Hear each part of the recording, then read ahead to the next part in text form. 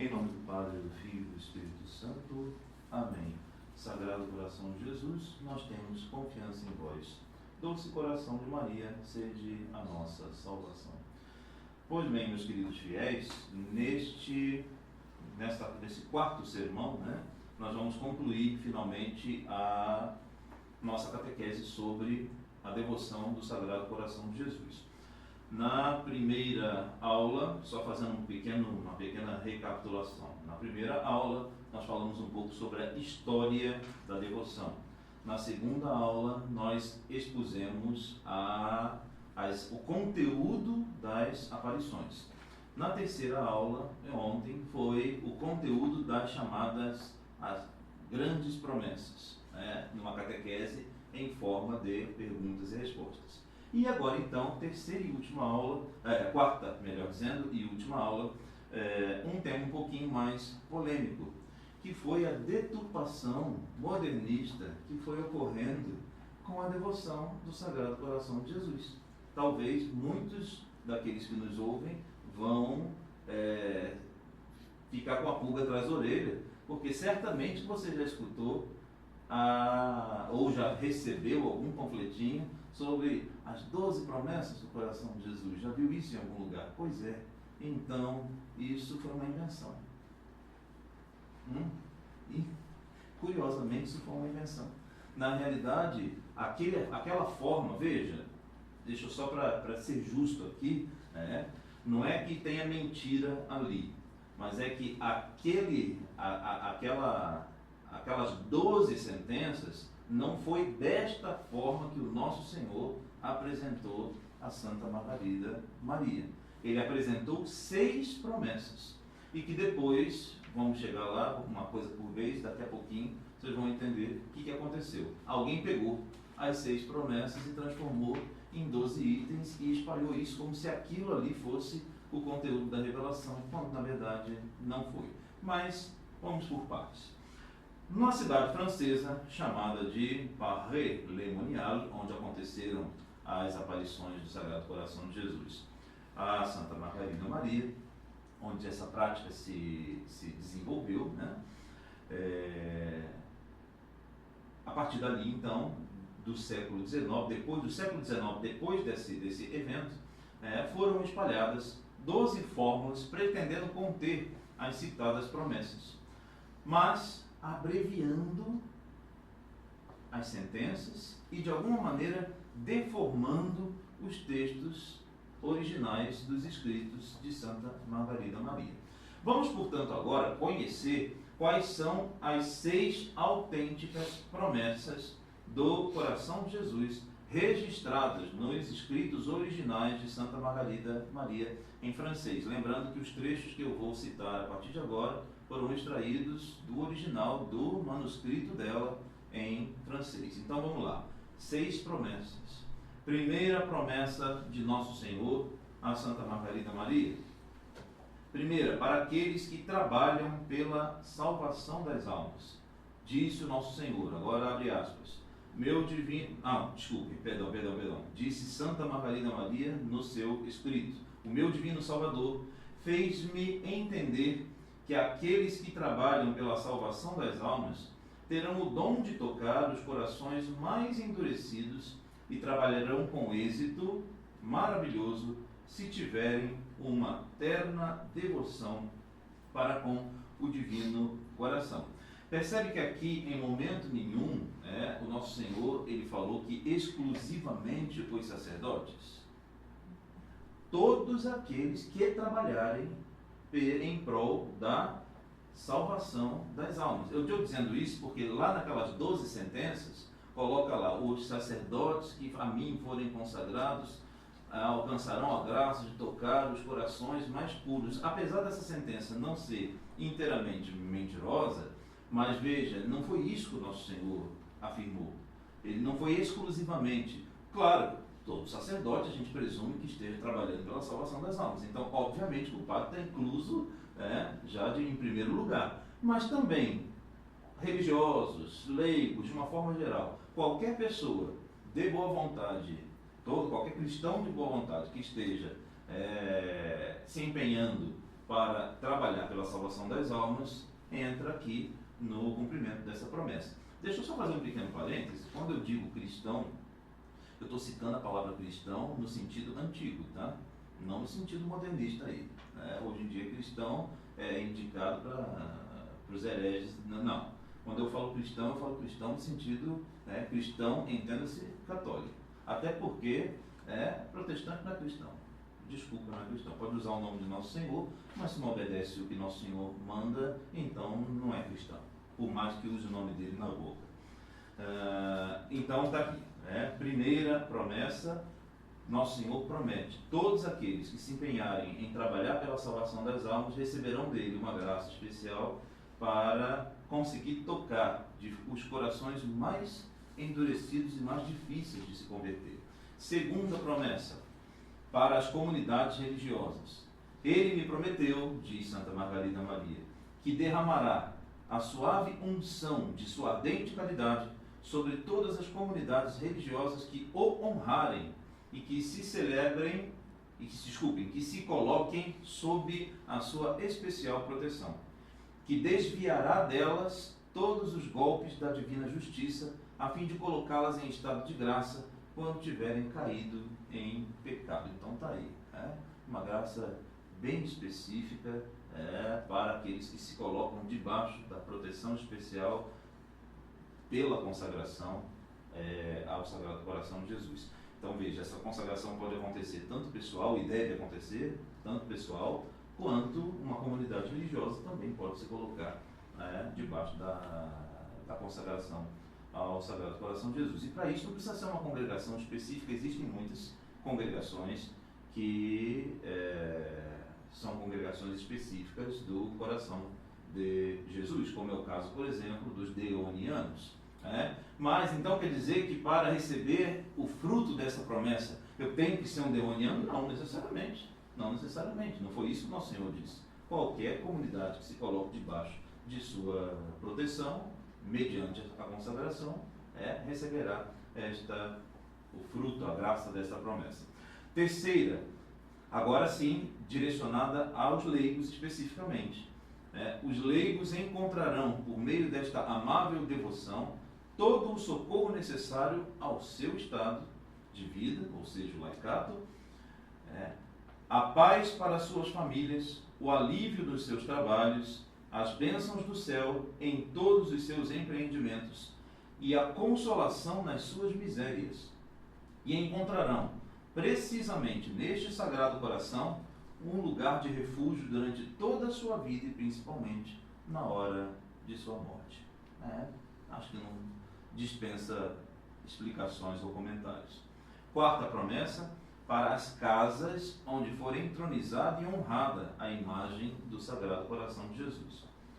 Disse Santa Margarida: Nosso Senhor assegurou-me que sentia um prazer singular em ser honrado sob a figura desse coração de carne. Ela sempre faz essa referência, ela fala desse coração de carne. Quando ela diz isso nos seus escritos, entenda-se porque em diversas aparições, especificamente na segunda grande aparição e na terceira grande aparição, que nós vimos na aula 2, Nosso Senhor faz questão de mostrar para ela, ele abre o peito e mostra para ela o seu coração, o coração de carne, pulsante, um coração envolto em chamas, um coração coroado de espinhos e encimado por uma cruz. Ele faz questão de mostrar que, inclusive, é o logotipo que nós utilizamos. Esse logotipo do apostolado da oração não é simplesmente uma logomarca que foi criada aí pela ele, não.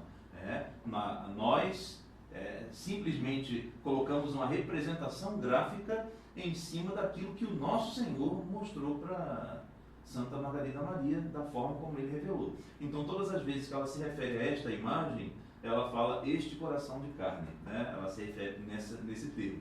Então, Nosso Senhor assegurou-me que sente um singular prazer em ser honrado sob a figura desse coração de carne, do qual queria que a imagem fosse exposta em público, a fim de tocar, por esse meio, o coração insensível dos homens. Prometeu-me ainda que derramaria com profusão nos corações daqueles que o honrarem todos os dons de que está pleno o seu coração, e que esta imagem, em toda parte onde for entronizada, a fim de ser especialmente honrada, atrairá todas as espécies de bênçãos. Então, está aí a importância da entronização da imagem do Sagrado Coração de Jesus, também do Imaculado Coração de Maria, já que é impossível falar de um coração sem falar do outro, já que esses corações são inseparáveis. Quinta promessa, promessa de salvação para com todos aqueles que lhe forem devotados e consagrados. Eu me sinto abismada nesse divino coração, dizia Santa Margarida. Nele me encontro, como que num abismo profundo, onde me são revelados os tesouros de amor e de graças para com aquelas pessoas que a ele se consagrarem e que se sacrificarem com o fim de lhe renderem e obterem toda a honra, amor e glória que estiver ao seu alcance. Ele me confirmou que o prazer que sente em ser amado, conhecido e honrado pelas criaturas é tão grande que ele me prometeu que todos aqueles que lhe forem devotados e consagrados jamais perecerão.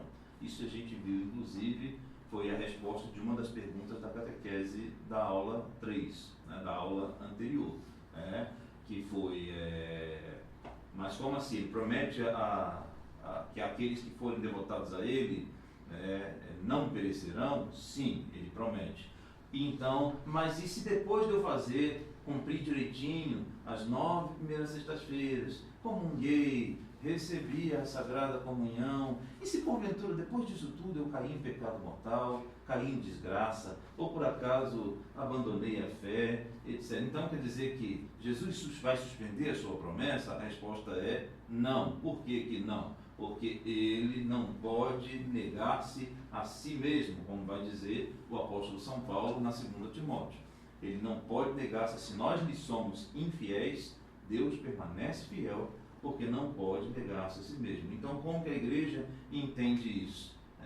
Se um pecador que se desviou, se eu confio na promessa do coração de Jesus, se ele é fidedigno, ele sendo verdadeiro, aliás, ele sendo a verdade encarnada, não tem motivos para mentir. Significa que alguma graça ele dará àquela alma, nem que seja no último minuto, para que ela possa buscar o caminho de retorno, nem que seja por um ato de contrição perfeita.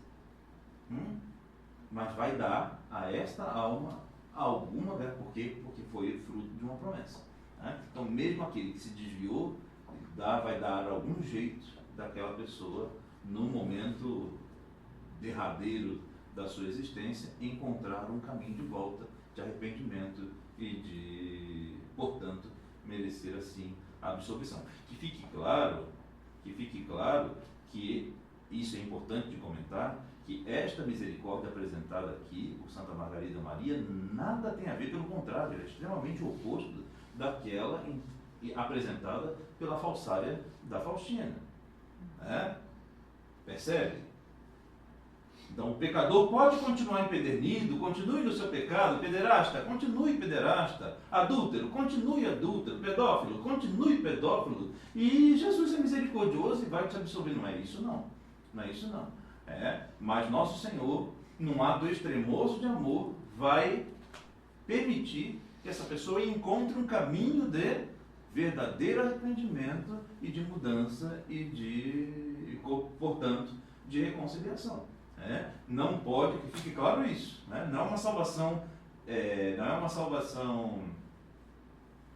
uma salvação dada assim de graça, de mão beijada, como a Faustina afirma nos seus escritos, onde com o suposto Jesus dela vai te dar o perdão, mas sem exigir em troca um compromisso de mudança. Não é o caso aqui. Não foi nada disso que Santa Margarida escreveu. Nosso Senhor vai conceder uma graça a essa alma para que ela consiga, antes da sua morte, encontrar uma oportunidade de redenção, de verdadeiro arrependimento e de rompimento com o mal. Desculpa se eu estou sendo prolixo e insistindo, mas não tem como entrar no céu sem a veste nupcial. Isso está expresso no Santo Evangelho. O homem que tentou entrar no salão de festa sem a veste nupcial, amarrai-o e tirai-o daqui e jogai-o fora, onde haverá choro e ranger de dentes, porque não é possível estar no salão do banquete sem a veste de núpcias. Ou seja, não é possível estar associado a qualquer tipo de pecado e encontrar a salvação. A salvação, necessariamente, para receber a salvação, necessariamente deve haver um rompimento com o pecado e uma total conversão de vida. Sexta promessa, para aqueles que comungarem nas primeiras sextas-feiras de 9 meses seguidos. Então, numa primeira sexta-feira, durante a Sagrada Comunhão, ele disse as seguintes palavras à sua indigna escrava: eu prometo, na excessiva misericórdia do meu coração, que este amor todo-poderoso concederá a todos aqueles que comungarem em 9 primeiras sextas-feiras do mês consecutivos a graça da penitência final. Olha aí, a penitência final é justamente aquilo que a gente já falou agora há pouco. O que é a graça da penitência final? A graça da pessoa, pelo menos no último momento de sua vida, encontrar uma oportunidade de reconciliação, de penitência e de reconciliação.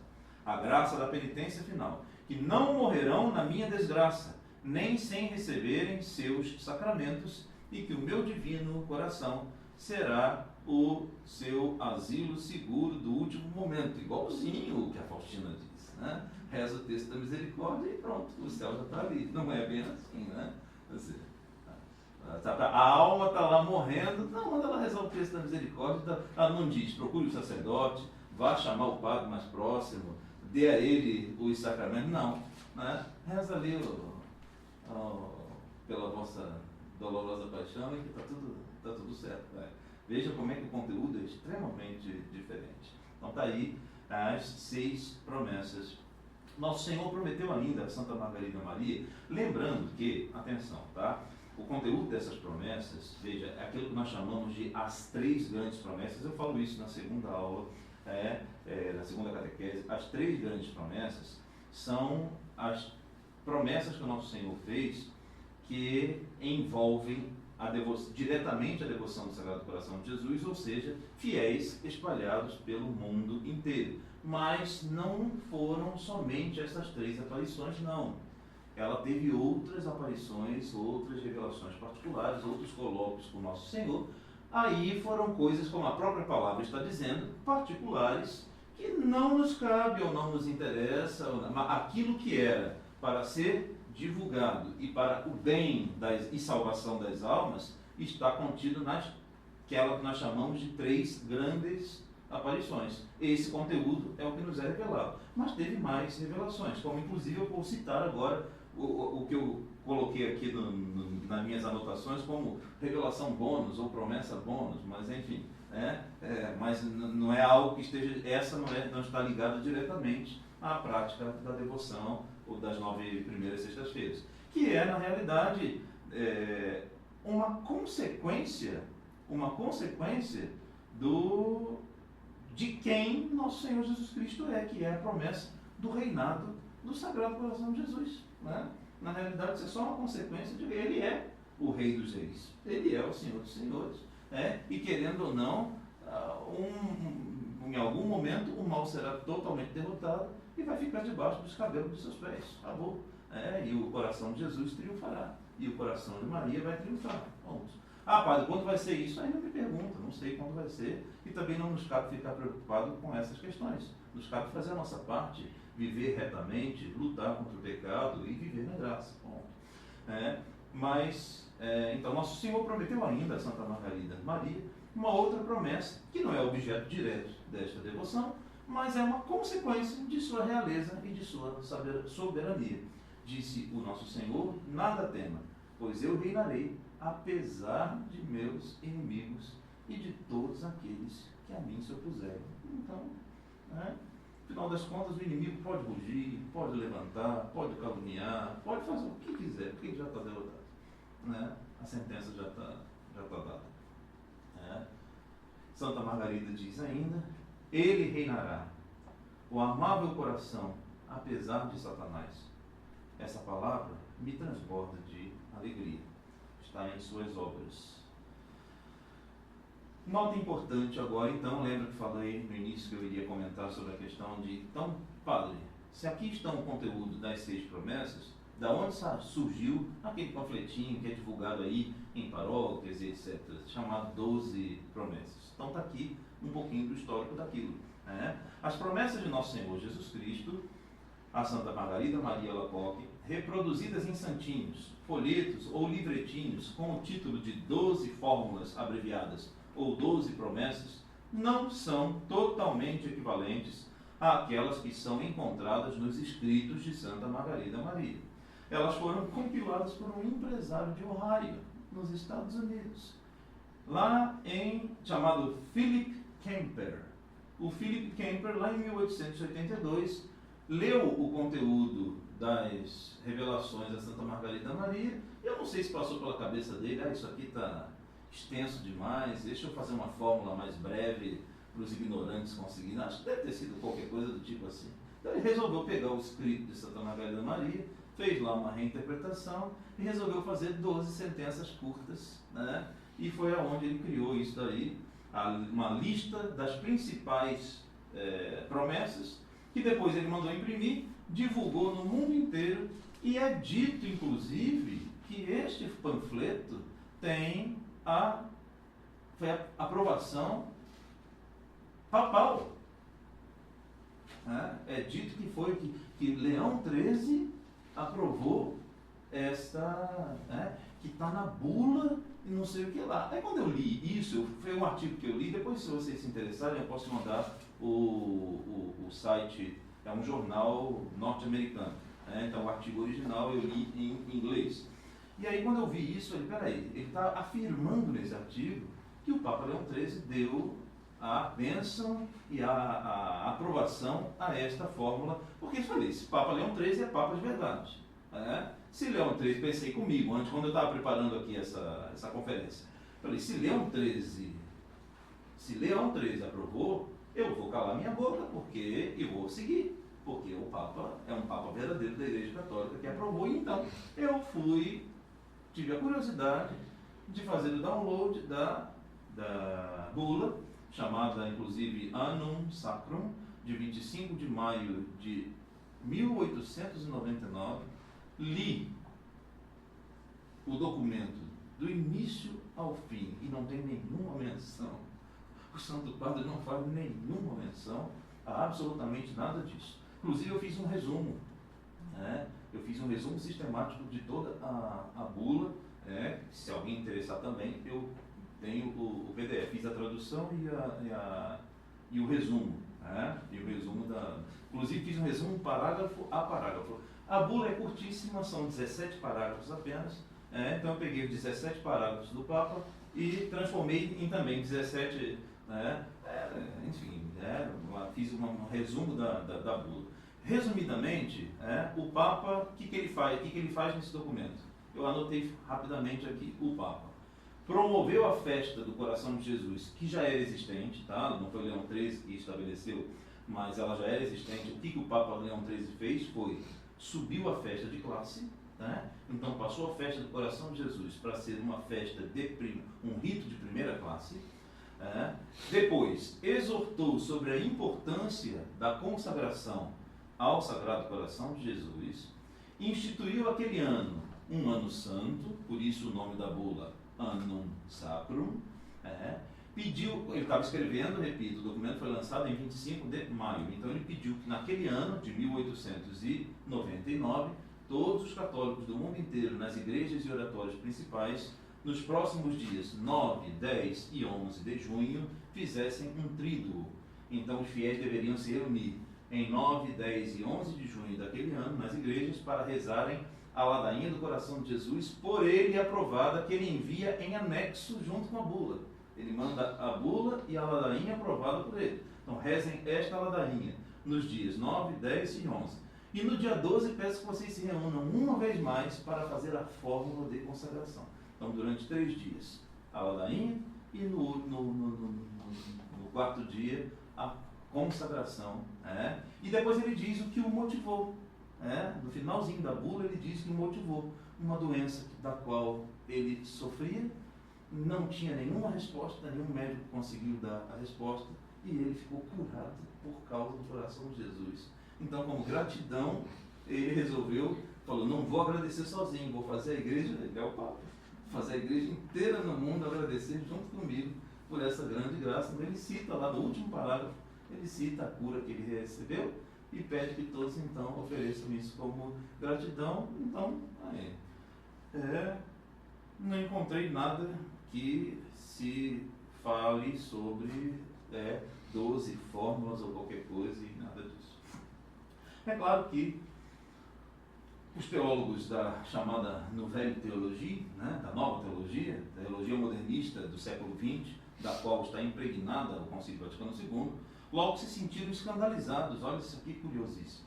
Isso aqui é outra matéria de jornal que eu encontrei, com um escrito de nada mais nada menos do que do senhor Karl Rahner, que é um dos mais proeminentes teólogos do Concílio Vaticano II, amigo pessoal, inclusive, de Joseph Ratzinger ou Bento XVI. Olha que interessante, né? Ficaram escandalizados com a devoção do coração de Jesus, porque eles deturparam a devoção. Então, eles começaram a ensinar para os outros que a ideia principal como se os tradicionais pintassem a devoção do Sagrado Coração de Jesus de um jeito que nós não o fazemos. Então, isso é uma deturpação de ideia e uma calúnia. Logo se sentiram escandalizados com essa devoção, afirmando que seria um absurdo. Olha só, a acusação principal é essa, que seria um absurdo que essas promessas do coração de Jesus foram feitas desse jeito assim, como se elas fossem uma garantia automática de salvação. Mas Santa Margarida Maria nunca disse isso. Nada nos escritos dela e nem nos ensinamentos da devoção. Então, eles acusando que a devoção era como se fosse uma garantia de salvação automática. É o contrário disso. Deve haver, sim, o arrependimento, a mudança de vida e a conformidade ao Sacratíssimo Coração do Nosso Senhor. Obviamente que isso é uma deturpação interpretativa de tal devoção, a qual fora revelada, a Santa Margarida Maria. Ela mesma deixou sempre claro em seus escritos que nada havia de discrepante nessa devoção com a doutrina e o ensinamento tradicional da Santa Igreja. Inclusive, esses ataques começaram com ela ainda em vida, tanto que ela teve a preocupação de, em um das suas páginas lá do diário, ela deixa anotado isso. Ela faz uma anotação meio que queixosa, dizendo nada daquilo que eu disse anteriormente está em desconformidade com a doutrina daquilo que a Santa Igreja sempre ensinou, tentando ali, coitada, se defender de um pouco dos ataques que estava recebendo. E isso eu estou dizendo mesmo antes, mesmo antes. Só um desses teólogos modernistas, Karl Rahner, chegou a escrever, e aqui é um trecho que ele botou num jornal. Esse trechinho ele chegou a publicar em algum jornal de sua época. Os evangelhos, agora é texto dele, de Karl Rahner. Os evangelhos fazem promessas extraordinárias de graças, bênçãos e salvação final para aqueles que colocam toda a sua fé e confiança em Cristo. Ok, Karl Rahner, nós nunca afirmamos o contrário. Nós nunca negamos isso. Em nenhum dos casos estamos lidando com uma técnica ou receita para obter o controle sobre Deus, mas nem nós. Quer dizer que então o que nós estamos ensinando na devoção ao Sagrado Coração de Jesus é uma maneira de manipular o Divino Coração? Nunca foi isso. Nunca foi isso. Da onde ele tira essa ideia? As promessas são feitas ao homem apenas na medida em que ele se entrega com fé, sem reservas e amor inquestionável à vontade de Deus. Mais uma vez descobriu a roda e está chovendo no molhado.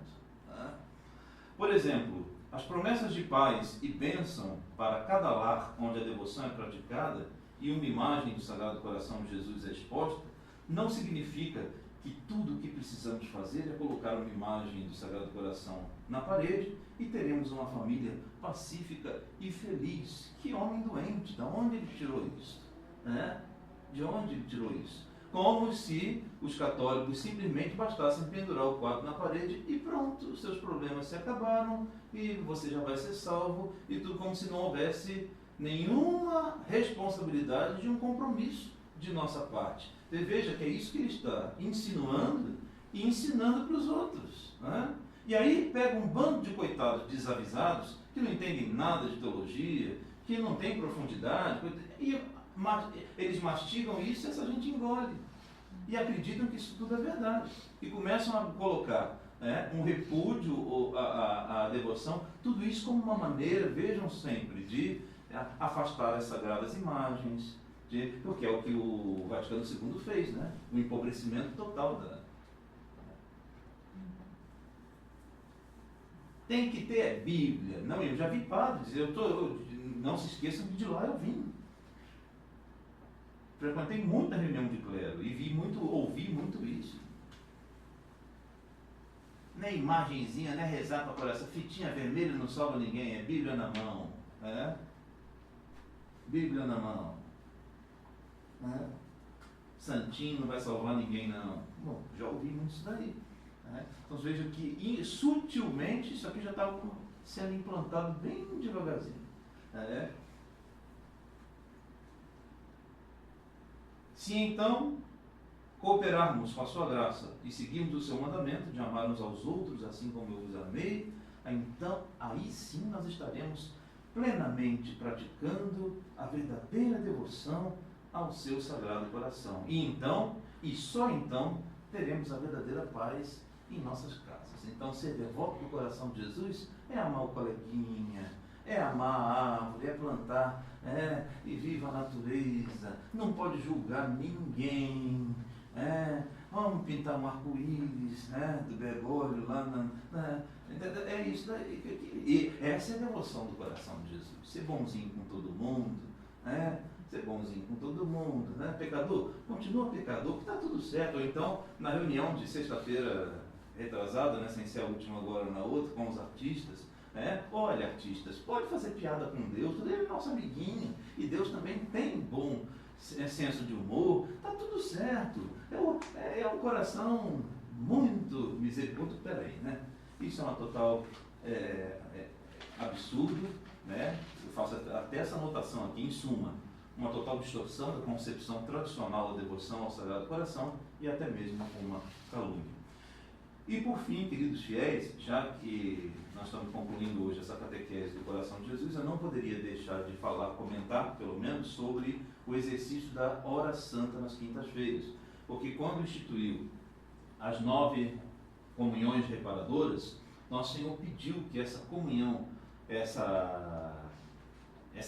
reparadora das 9 primeiras sextas-feiras fosse preparada antecipadamente por uma hora santa, ou seja, na quinta-feira que antecede a primeira sexta-feira, que o fiel preparasse esse momento, já que é um momento tão importante e tão belo, que não fosse feito de qualquer maneira. Então, por exemplo, amanhã é a primeira sexta-feira, hoje é quinta, é dia de fazer a que ele chamou hora santa. Mas em que consiste essa hora santa? Então, quero aproveitar esse momentinho final para fazer uma breve explicação sobre em que consiste essa devoção.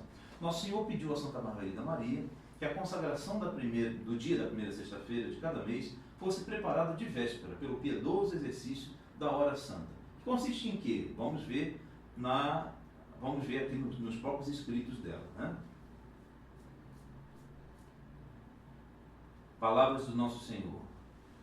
E para me acompanhares na humilde oração que eu apresentarei a meu Pai, no meio de todas as minhas angústias, todas as quintas-feiras, levantar-te-ás. Ele faz esse pedido a ela, a princípio a ela, pessoal a ela.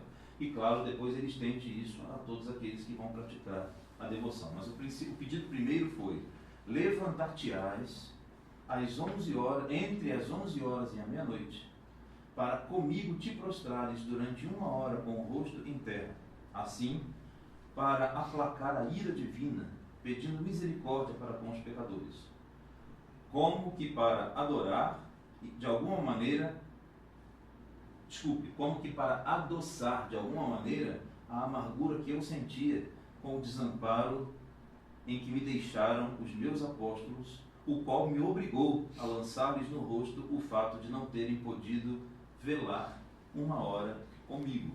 Então ali Nosso Senhor pede que na quinta-feira que antecede a primeira sexta, que Santa Margarida Maria levantasse nesse momento e entre 11 e meia-noite fizesse uma hora, como que vigiando junto com o Senhor, lembrando aquilo que aconteceu no Getsemane, né? Quando Nosso Senhor diz para os discípulos: vigiai, orai, para não cair em tentação, mas eles acabaram caindo no sono, né? E então Nosso Senhor pede: te peço que se junte a mim numa vigília de oração, né? E se você fizer isso, é como se estivesse trazendo doçura ao meu coração, que naquele momento está tão amargurado por causa das ingratidões dos homens. Nosso Senhor pede a Santa Margarida Maria que essa Santa Vigília das quintas-feiras, pede essa Santa Vigília às quintas-feiras. Uma alma fervorosa não recusaria ao boníssimo Jesus velar uma hora em união com Ele, ao menos uma vez por mês, né? Ao menos uma vez por mês. E aqui é que está a diferença, né? Nosso Senhor pede a ela isso todas as quintas, né? Mas na devoção não está exigindo dos fiéis que seja todas as quintas, mas pelo menos uma vez por mês, na véspera do coração de Jesus. Então, ao menos uma vez por mês, durante pelo menos a novena de preparação das 9 primeiras sextas-feiras. Inclusive, eu expliquei isso na conferência anterior, não vou ficar repetindo aqui, né, mas depois, quem não viu, dá uma olhadinha na de ontem, porque eu explico isso, explico isso. Então, eu tenho que fazer para sempre as 9 primeiras sextas-feiras, ou posso fazer 9 e parar, aí é com cada um, é com cada um. Nosso Senhor pediu 9. Se eu quiser dar mais, aí é claro que mal não vai fazer de forma alguma, né? Mas como é evidente que nem todos podem fazer essas horas de oração no horário de 11 à meia-noite, a Igreja antecipou e colocou entre 2 e meia-noite, né? O horário original que o Nosso Senhor pediu foi entre 11 e meia-noite. Ah, padre, mas não consigo fazer. Não tem problema. A autoridade da Igreja estabeleceu que entre 14 horas e meia-noite, qualquer horário dentro desse horário se pode realizar. Eu, quando estava na paróquia, fazia a hora santa das quintas-feiras, sempre às 3 da tarde, que era um horário mais fácil para as senhorinhas, Então eu fazia, está dentro daquilo que a Igreja pediu, eu fazia das 15 às 16 horas e no dia seguinte, aí atendia as confissões, já preparatórias para o dia seguinte, e depois, no dia seguinte, o pessoal já estava preparado para fazer a sua devoção da primeira sexta-feira. Durante essa hora, o que se deve dizer, padre? O que se reza nessa hora santa? Afinal de contas, o que é essa hora santa? Durante esta hora, devemos meditar nos sofrimentos de nosso Senhor Jesus Cristo, participante da sua agonia no Horto das Oliveiras. Disse Nosso Senhor a Santa Margarida Maria: eu estou procurando para o meu coração uma vítima que queira sacrificar-se como hóstia a ser imolada para a realização de meus desígnios. Minha filha, queres dar-me o teu coração para consolar o meu coração, cujo amor a maioria despreza? Então, é isso daí. Durante uma hora, meditar na paixão do nosso Senhor. Padre, então o que eu posso... Aí fica a seu critério, Nosso Senhor não definiu isso, que material eu vou usar, não. Ele disse que durante uma hora fazer uma meditação sobre a paixão do nosso Senhor, com a intenção de consolar o Sagrado Coração de Jesus. Então você pode tomar, por exemplo, pode tomar a própria leitura do Santo Evangelho, pega ali qualquer um dos 4 evangelistas e faz uma leitura padre, preciso ler a Paixão inteira, como na sexta-feira da Paixão, ou como no Domingo de Ramos, ou como na Semana Santa. Não necessariamente. Pegue um trecho da Paixão e faça uma meditação. Padre, não quero usar o texto bíblico. O que não faltam são escritos de santos. Pega um Santo Afonso Maria de Ligório, por exemplo. Ele tem meditações fantásticas sobre a paixão do nosso Senhor, ou qualquer outro santo. O que não faltam são santos que escreveram sobre o tema. Então pega ali algum livrinho, alguma obra de piedade que discorra sobre esse tema e durante 1 hora, repito, com a intenção de acompanhar Nosso Senhor em sua agonia e prestar-lhe o consolo, durante 1 hora fazer isso. Se possível fosse, no nosso caso é tão complicado, né? Se possível fosse, melhor seria diante do sacrário, diante do Santíssimo Sacramento, né? Mas isso para nós é um pouquinho mais complexo. Queridos fiéis, quero terminar então esta catequese sobre o coração de Jesus com esta breve oração. Em nome do Pai, do Filho e do Espírito Santo. Amém. Senhor Jesus, quero responder-vos como Santa Margarida Maria, sou vosso e inteiramente vosso. Fazei de mim o que vos aprouver. Vós sabeis, porém, que as vítimas devem ser inocentes e eu não passo de um pecador. Contudo, meu Deus, quer eu viva, quer eu morra, desejo ser vítima do vosso coração, sentindo amargo tudo o que não é do vosso agrado, sentindo-me vítima da vossa santíssima alma por todas as angústias que a minha possa suportar, vítima do vosso corpo pelo desapego de tudo o que possa gerar o mal e pelo ódio implacável à carne pecaminosa. Ó Divino Coração, se tivesse 1000 amores, 1000 vidas, todas eu vou-las imolaria. Quisera ter 1000 corpos para sofrer e 1000 corações para vos adorar, honrar e exaltar. Ó adorado, fazei-me digno, a fim de que possas realizar os desígnios de vossa santíssima vontade. Coração sagrado, vinde e descei ao meu coração para fazer-me digno da vossa grande promessa. Amém. Jesus manso e humilde de coração, fazei o nosso coração semelhante ao vosso. Em nome do Pai, do Filho e do Espírito Santo. Amém.